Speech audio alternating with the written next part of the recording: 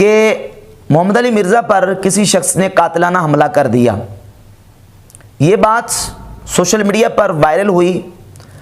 मिर्ज़ा के चाहने वालों ने इस पर एहतजाज भी किए और बाज़ लोगों ने कहा कि इसमें फ़लाँ फ़िरके का पीछे हाथ है, किसी ने कहा फ़लाँ तंजीम का हाथ है, फ़लाँ तारीक़ का हाथ है, और किसी ने कहा कि इसके पीछे फ़लाँ आलिम का हाथ है। उन्हीं में से कुछ लोगों ने कहा कि मिर्ज़ा मोहम्मद अली पर कातिलाना हमला करवाने में मुफ्ती राशिद महमूद रिजवी साहब का हाथ है। ये बात कितना बड़ा बहतान है, कितना बड़ा इल्ज़ाम है और इसके पीछे कितनी हकीकत है। जो लोग हमें सुनते हैं, हमारी वीडियोस को देखते हैं, वो बखूबी जानते हैं कि हमने अल्लाह के फजल करम से मिर्ज़ा को वो इल्मी जवाबात दिए हैं दलाइल की रोशनी में। अल फजलु मा शाहिदत बिल आदा, फजीलत वो होती है जो मद्दे मुकाबिल माने। हमने जो मिर्ज़ा को इल्मी तौर पर जवाबात दिए, इल्मी चैलेंज दिए हैं, वो हैं जिनको मिर्ज़ा के खुद अपने चाहने वाले मानते हैं, मिर्ज़ा के अपने जो फॉलोअर्स हैं वो मानते हैं। उनमें से बिलखुसूस अलीउल असद नकवी साहिब मोहम्मद अली मिर्ज़ा के एक दरीना साथी हैं।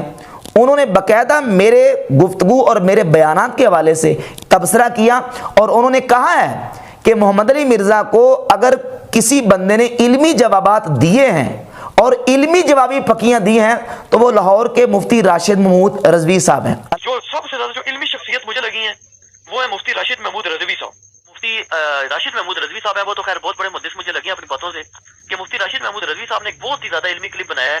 जो इंजीनियर मोहम्मद अली मिर्ज़ा जिल्मी साहब ने तकरीबन उनका मसला नंबर 36 है, मन गलत रिवायात के हदीस के फितने का जायजा, उसमें उन्होंने कुछ इंजीनियर साहब के इल्मी जवाबात और जो इल्मी फकियां उन्होंने दी थी ना, उसके जवाब में जवाबी इल्मी जवाबात और इल्मी फकियां दी हैं। तो उस मौजू पे अगर डिस्कशन हो जाए ना तो मेरे ख्याल में ये असूल हदीस जो है वो डिस्कस हो जाएंगे अल्लाह के फजल करम से।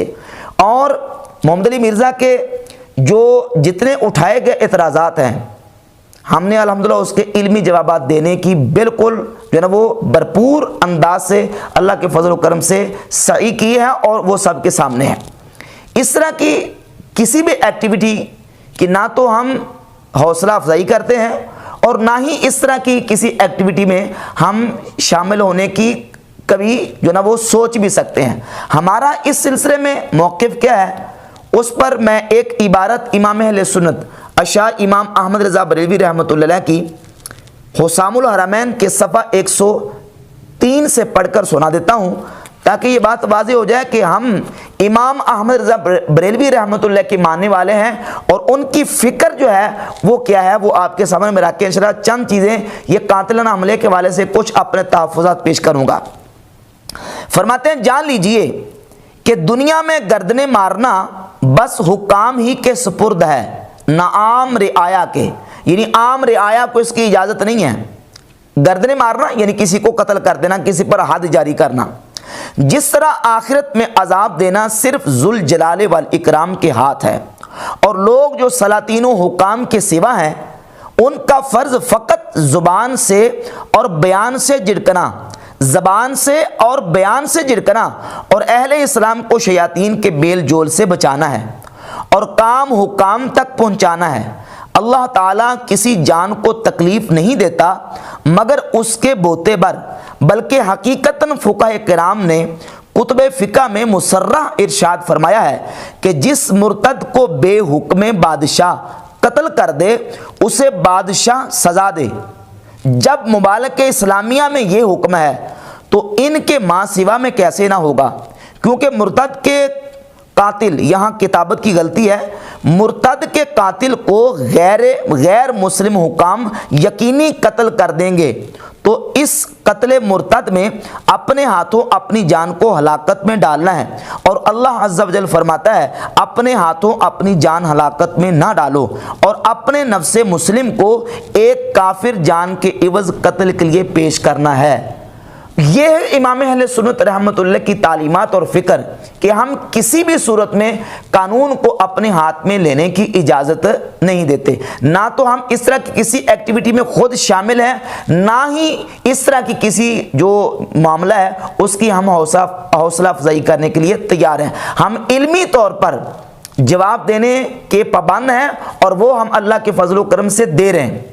अगर कोई बंदा ये समझता है मिर्ज़ा का चाहने वाला और मिर्ज़ा को सुनने वाला कि मिर्ज़ा के इस लेक्चर का जवाब नहीं है, इस मौजू का कोई जवाब नहीं दे सकता, तो वो हमारे साथ बात करें। इंशाअल्लाह के फजल करम से हम एक एक बात का जो मुंह तोड़ और जो है वो जवाब जिसको कहते हैं वो जवाब देने के लिए तैयार है, और अल्हम्दुलिल्लाह हम दे रहे हैं। बाकी रही बात ये कि मिर्ज़ा पर जो बंदा कातिलाना हमले के लिए आया और ये जो एक बात उठाई गई अफवाह, इसके पीछे सदाकत कितनी है, आया ये वाक़या दुरुस्त है या गलत है, कुछ तहफ़्फ़ुज़ात और कुछ निकात मैं आपके सामने रखना चाहता हूँ। उससे आप बखूबी अंदाज़ा लगा सकते हैं कि इस जो इशू को जो उठाया गया है इसके पीछे सदाकत कितनी है और इसमें जो है वो गड़बड़ कितनी की गई है। पहली बात ये कि जो बंदा मिर्ज़ा पर कातिलाना हमले के लिए एकेडमी में आया वो बाकायदा चेक हो के अंदर आया है, क्योंकि मिर्ज़ा की एकेडमी के बाहर बाकायदा जो बंदे खड़े होते हैं वो चेकिंग करते हैं। चेकिंग करने के बाद बंदे को अंदर आने देते हैं, क्योंकि मिर्ज़ा साहब कोई खलाई मखलूक नहीं है कि ऊपर से आगे हों और एकेडमी में आके बैठ गए और आके दर्स दिया और फिर ऊपर चले गए। मिर्ज़ा साहब अपनी बाइक पे आते हैं, अपनी बाइक पे जाते हैं और अपने घर से आते हैं और अपने दीगर रोज़मर्रा के कामों के लिए अपनी गली मोहल्ले में निकलते हैं। अगर वो कातिलाना हमला करने वाला बाकायदा से प्री प्लानिंग करके किसी ने उसको भेजा है, किसी तंजीम तहरीक या फिरके ने या किसी आलिम ने, तो क्या उसको हमला करने के लिए एकेडमी ही मिली थी कि वो एकेडमी में आके हमला कर रहा है और फिर आते हमला नहीं कर दिया। 2 घंटे बयान सुना, 2 घंटे लेक्चर सुना, फिर सवालात और जवाबात की निशिस्त हुई, उसके बाद फोटो सेक्शन में उसने आके हमला किया। और हमला भी किसी गन के साथ, पिस्टल के साथ नहीं किया, सब्जी काटने वाली छुरी के साथ किया है। और फिर वो छुरी के साथ जो उसने हमला किया, वो छुरी इतनी सियानी और इतनी समझदार थी कि वो मिर्ज़ा साहब के उसने ना तो पेट में लगी है, आके बाजू में। अब कातिलाना हमला करने वाला जब कातिलाना हमला करेगा तो वो छुरी क्या प्यार के साथ मारेगा, उसने तो गोंपने की कोशिश करनी है। अब वो छुरी उसने मारी है, मिर्ज़ा साहब के बाजू पे आके लगी है। अब वो बाजू पे इस तरह लगी है कि उसने कमीज तो शदीद जख्मी कर दी है, लेकिन मिर्ज़ा साहब की जिल्द और जिस्म को एक खराश तक नहीं आई। और फिर वो बंदा जो कातिलाना हमला करने के लिए आया है उसको फिजिकली तौर पर देखें, इतना मायूस है बेचारा वो बंदा, जिसको इन्होंने जो तस्वीर इन्होंने शाया की है, वो बंदा किस तरह जुर्रत करके मत करके इस तरह की कोई कार्रवाई कर सकता है। तो ये हमारे कुछ तहफ़्फ़ुज़ात हैं जिन पर गौर करने की ज़रूरत है। अच्छा, फिर वो बंदा पकड़ा भी गया और मिर्ज़ा साहब की एकेडमी में पकड़ा गया। जो 40, 50, 30 जो बंदे इनके पास मौजूद थे उनकी मौजूदगी में उसने ये काम किया और पकड़ा भी गया। यकीनन इनके एकेडमी में कैमरे बाकायदा नस्ब हैं, उसकी फ़ोटो भी बनी होगी, उसकी वीडियो भी कवरेज हुई होगी। उसकी ना तो वीडियो जाहिर की गई, ना ही कोई उसका बाकायदा से बताया गया कि ये बंदा कौन था, इसको किसने भेजा है और किस बंदे ने इसको तैयार करके जो ना वो ये कार्रवाई करने के लिए उकसाया है, इसका कोई अता पता नहीं है। तो यकीनन उस पर अगर वाक़अतन ये वाक़या हुआ है उस पर कानूनी कार्रवाई करनी चाहिए, और जो उसके पीछे ताकतें और कुव्वतें हैं उनके खिलाफ आप चाराजोई करें, कानूनी कार्रवाई करें, ताकि वो बंदा सामने आए जिसने ये कार्रवाई कराई है और जो लोग हैं वो बदगुमानी से बचें। तो ये सारी चीज़ें जो हैं वो सामने हमने रख दी हैं। ये सारी चीज़ें बताती हैं कि दाल में कुछ काला काला है या फिर सारी दाल काली है। ये बाकायदा से एक प्लानिंग के तहत काम हुआ है। ये प्लानिंग किसकी है, मिर्ज़ा साहब की अपनी है या ये कि किसी ने ये प्लानिंग की है, ये सारी ओपन होनी चाहिए ताकि लोगों के सामने कुछ इबहाम ना रहे और मिर्ज़ा के फॉलोअर भी बदगुमानी से बचें। अच्छा, बाकी रहेगी बात ये कि एक यहाँ हमारा जो ना वो एक इश्काल ये भी है कि वो बंदा जो 2 घंटे बयान और लेक्चर सुन रहा है, मुमकिन है कि वो मिर्ज़ा साहब का अपना कुछ आने वाला हो, क्योंकि मिर्ज़ा साहब जो ज़बान इस्तेमाल करते हैं और जो लैंग्वेज इस्तेमाल करते हैं अंबिया अलैहिमुस्सलाम के बारे में, सहाबा इकराम के बारे में, औलिया अल्लाह के बारे में, ये लैंग्वेज सुन के, ये ज़बान सुन के हो सकता है किसी अपने बंदे को इश्तियाल आ गया हो, अपना चाहने वाला, अपना मोहब्बत करने वाला हो, उसको इश्तियाल आ गया और उसने इश्तियाल में आके ये कार्रवाई कर दी। क्योंकि मिर्ज़ा साहब ये दावा तो देते हैं कि कुरान और हदीस खुद पढ़ें, खुद समझें और खुद अमल करें। हो सकता है उसने सही बुखारी की ये हदीस पढ़ ली हो, जिसमें नबी करीम अलैहिस्सलाम की खवारिज के बारे में हुजूर के अहकामात हैं। सही बुखारी की 6930 नंबर हदीस में कि हुजूर ने फरमाया कि मेरी उम्मत में कुछ ऐसे नौजवान आएंगे जो ना वो नौजवान होंगे, सुफहाउल अहलाम, बेवकूफ़ होंगे और मेरी हदीसें पढ़ेंगे। हुजूर ने फरमाया ऐनमा लकीतुमुहुम फ़क़्तुलूहुम, जहां भी तुम उनको पाओ कत्ल कर दो। ये सही बुखारी की हदीस है।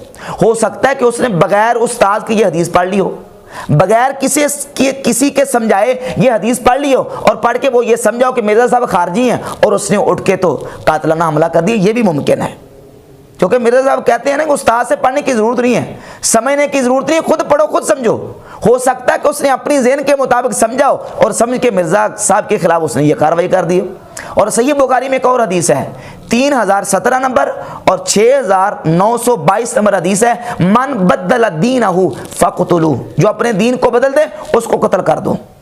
अब जो अपने दीन को बदले वो उसको कत्ल कर दो। जिस तरह मिर्ज़ा साहब अपने बयानात में और कादियानियों की हिमायत में फेवर में मिर्ज़ा जो है ना वो बयान देता रहता है, क्योंकि इसके बयान ऑन द रिकॉर्ड मौजूद हैं मिर्ज़ा के कादियानियों के बारे में नरमगोशा के हवाले से, और कहा कि वो कादियानियों के भी कल क़यामत वाले दिन चेहरे जो है ना वो आज़ाए वुज़ू चमकते होंगे जिस तरह मुसलमानों के चमकते होंगे। क्यों कि मुसलमानों के आज़ाए वुज़ू चमक रहे होंगे क़यामत वाले दिन, कादियानियों के भी चमक रहे होंगे, कादियानियों के भी चमक रहे होंगे। वो तो पुलिस रात पे फैसला होगा ना कि कौन वाकई मुसलमान है और कौन नाम का मुसलमान है। कादियानी भी अपने आप को मुसलमान ही समझते हैं। दीगर सारी चीज़ें इसकी ऑन दी रिकॉर्ड हैं, तो वो हो सकता है किसी बंदे ने सुन के इश्तियाल में आके इस तरह की कोई कार्रवाई कर दी हो। तो हम ये वाज़े करते हैं कि इस तरह के जो चीज़ें हैं, हुदूद को जारी करना, किसी को सज़ा देना, ये वक़्त के हाकिम का काम है, ये फरमारवा का काम है, हाकिम का काम है। किसी भी आम सिविलियन और आम बंदे को कानून को हाथ में लेने की इजाज़त नहीं है। ना हम इसकी तरगीब देते हैं और ना ही हम किसी ऐसे बंदे की हौसला अफजाई करने के लिए तैयार हैं। तो जो तहफ़्फ़ुज़ात मैंने पेश किए हैं इनको सामने रखना चाहिए। बाकी अभी मिर्ज़ा का एक बयान आया है, मिर्ज़ा के चाहने वालों को और अपने साथियों को भी मैं अर्ज़ करूँगा कि इंशाअल्लाह ताला ये जो मिर्ज़ा का नया बयान आया कि मेरे 5 मुक़द्दस जराइम, इसका इंशाअल्लाह हम मुकम्मल तौर पर 2 घंटे के इस बयान का बड़ा ऑपरेशन इंशाअल्लाह करेंगे और मुकम्मल तफसील के साथ इसका जवाब पेश करेंगे। उसको सारे दोस्त मुलाज़ा करें।